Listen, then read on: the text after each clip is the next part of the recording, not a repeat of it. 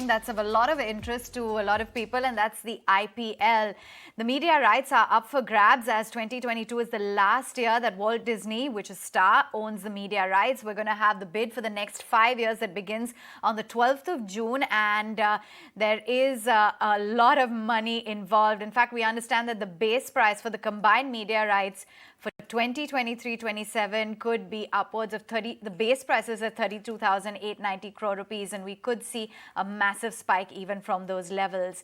We have lots of players who are bidding, the likes of Walt Disney, Sony Zee, Viacom Sports Channel, and then for digital rights, the likes of Netflix, Dream11, Times Internet, Amazon Prime Videos, and Alphabet, that's Google. So let's discuss this and lots more. We've got Amrit Mathur, he's the former manager, the Indian team, and general manager, BCCI. RC Venkatesh, founder and promoter, MD at Lex Sport Television, as well as Karan Taurani of Elara, who tracks this very closely.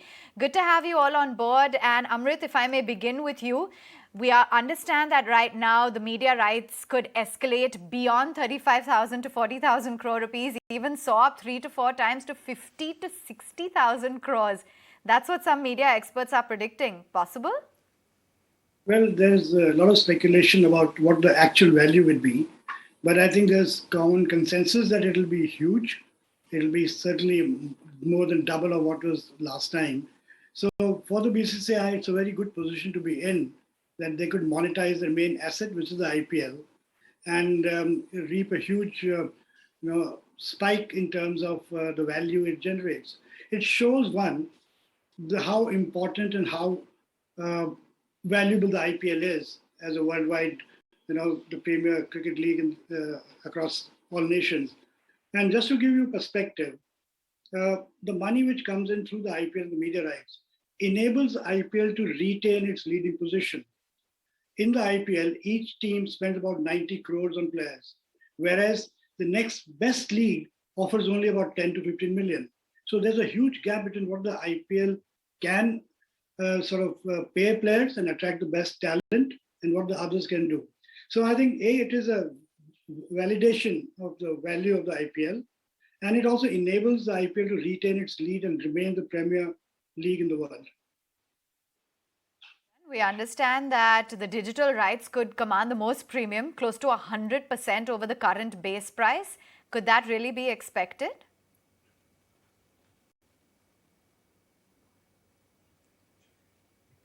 Karan, can you hear me?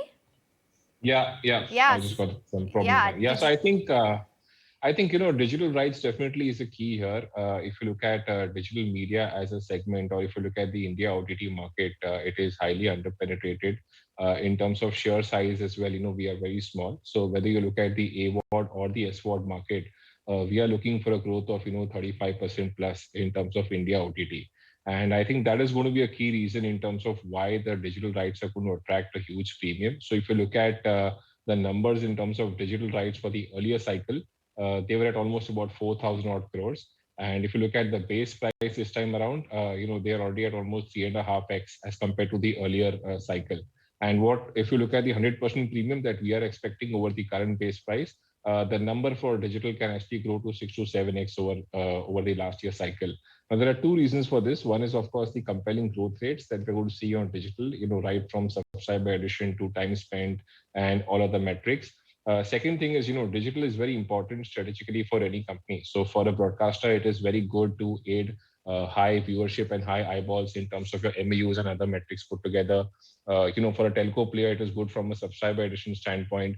And for any other player, it could be good for any other strategic reason, which is there, from getting a global valuation like a Disney Plus in terms of market cap of a Hotstar, which is listed there. So that's the reason why the numbers are going to be so high. Third reason, for the numbers being so high in terms of the premium is basically because the market is highly fragmented. So, in terms of the number of bidders who are going to bid here in terms of aggressive bids, basically, we are about 7 to 8 players, and there is no limitation. You can probably have even some of the e-commerce giants like Amazon. You can have someone like a Dream11, someone like a social media, or someone from the tech, which is Google, is going to bid for this. So I think because of the large number of bidders, you will see an intensity, and the premiums actually will go up for the digital segment as compared to TV, wherein the number of bidders are low and the growth rates are much lower as compared to digital segment. Venkatesh, let's understand from you as well what the outlook is in terms of, the overall bidding. We understand that, we could see the TV rights that could remain a little bit low, and that's largely due to the converging growth rates in the TV industry, as Karan had flagged off in his report, and lower competitive intensity. There's only 3 players bidding. So what's the outlook on the TV broadcast rights? Yeah, one thing you must understand is these rights are coming up after a gap of 5 years. So when you're looking at the spike or increase in value, you have to account for the time duration. For example, if you apply an average annual growth rate of 14%, then anything doubles in 5 years, the rule of thumb, 5 into 14 equals 70. So by that logic, if you were to apply even a growth rate of 10% on a base value of 16,000 crores, which was the IPL value last time, the fair value at pari passu basis on a 10% growth rate would be 26,000 crores. And on that 26,000 crores, if you look at the number of matches, it has gone up from 61 to 74. So that itself is a 20% increase. And I was just reading today that the BCCI has just announced that there could be up to 410 matches. That is 82 matches a year on average, which will mean almost an increase of almost 30%. So if you add 30% on 26% and you take a 10% per annum growth rate, you're already sitting at a number of about 35,000 crores. So the base price for me in that scenario is actually quite understated, if you ask me, at 32,000 crores. So if you do the maths on a spreadsheet, I mean, you easily come up to a figure between 40 to 50,000 crores, if not upwards of that, if you take higher growth rates. So you have to look at all of these in perspective. Now, coming specifically to TV, I think TV is probably being underrated as a medium. Even if you see in the US, for example, people have come to realize that the streaming story is not all that hunky-dory as it was made out to be a couple of years ago. You've seen Netflix streaming subscribers flatlining. You've seen the same thing happening with Disney despite ESPN Plus.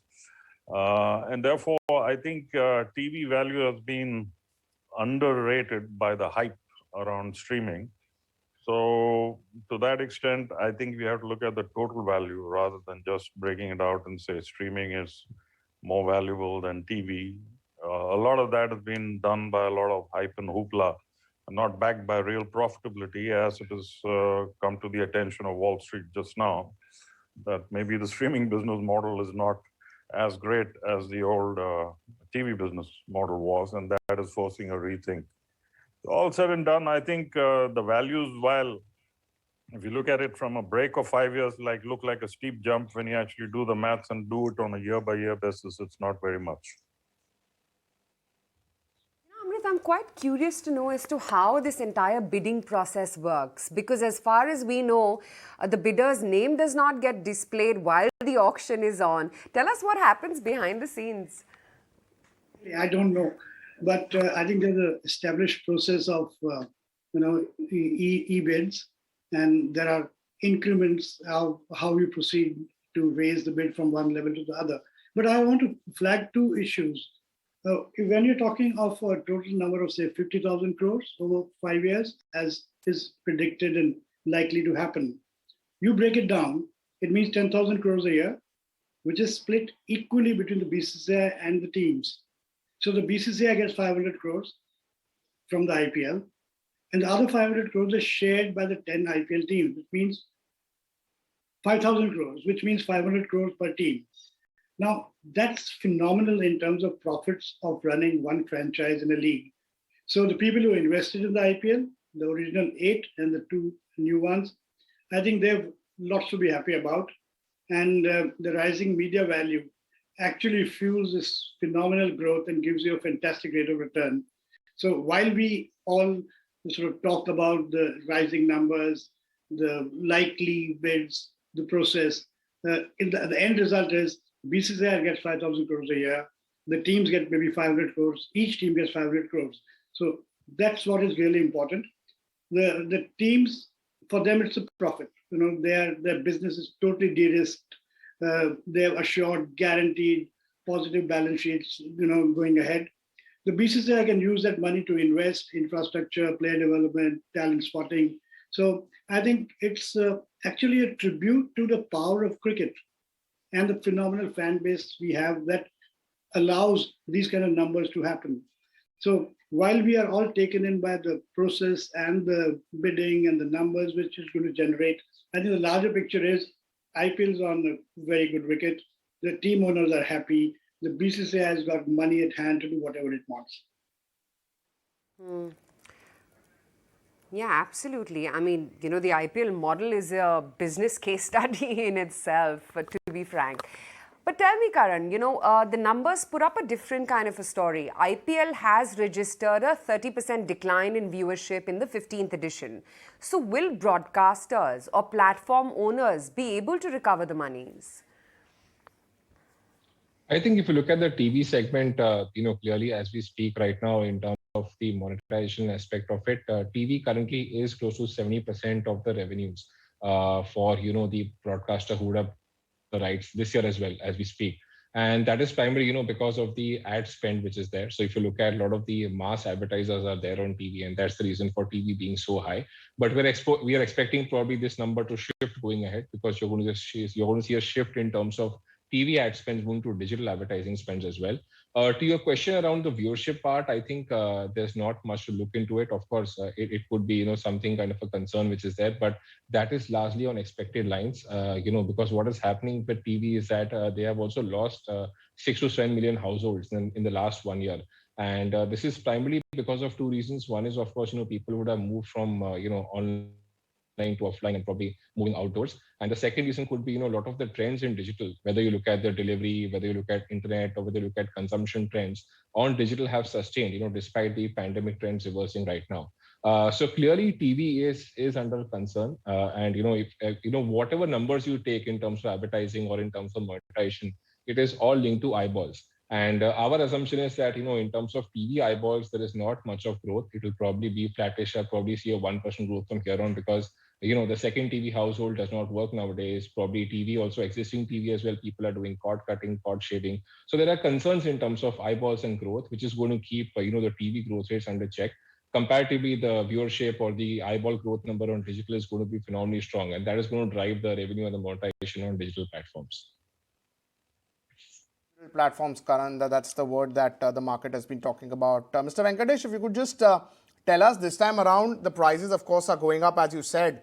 But you believe it's more about, the number of subscribers that one can attract over a period of 2 to 3 months for IPL.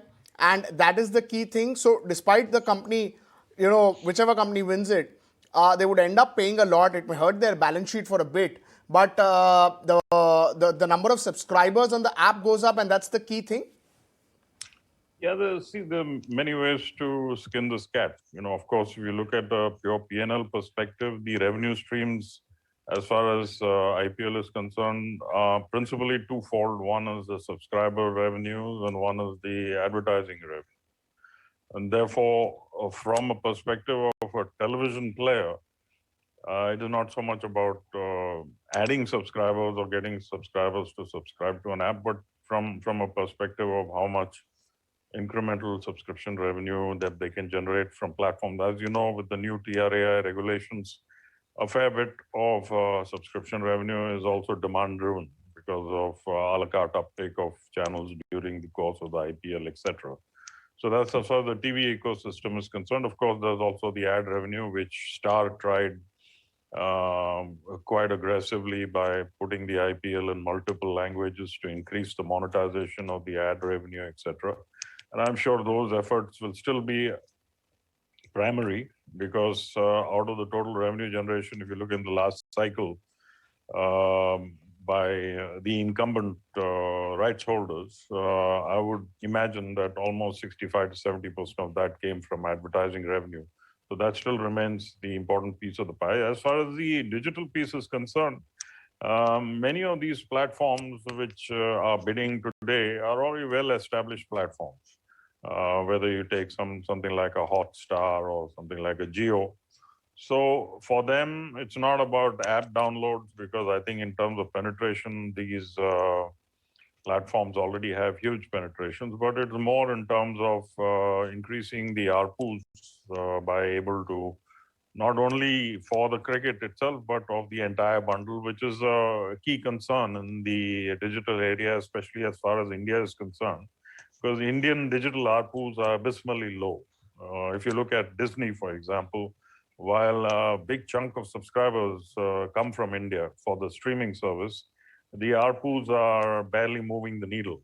For somebody like Disney, if they were able to meaningfully move the ARPU by using properties like the IPL, and that would make a big difference for them on the global platform because in terms of actual subscribers, they already have a very large base. Of course, that can also be improved, but I would imagine the primary thrust for those established players would be in terms of ARPUs. For somebody who's a new player, who's coming in, obviously, then it gives them a different set of opportunities. Typically, case in study would be a new company which is bidding, for example, hypothetically, somebody like a Dream 11 or something, who's just a newcomer in the space. For them, it will do lots of different things other than just subscribers. It will also bump up the valuations.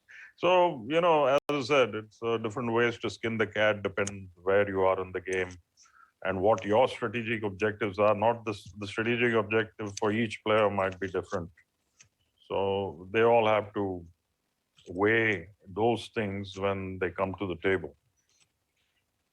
All right. Thank you so much, gentlemen, for putting that into perspective and giving us a view as to what exactly could emerge in the upcoming IPL auctions. Just a week to go, and we'll know the winner.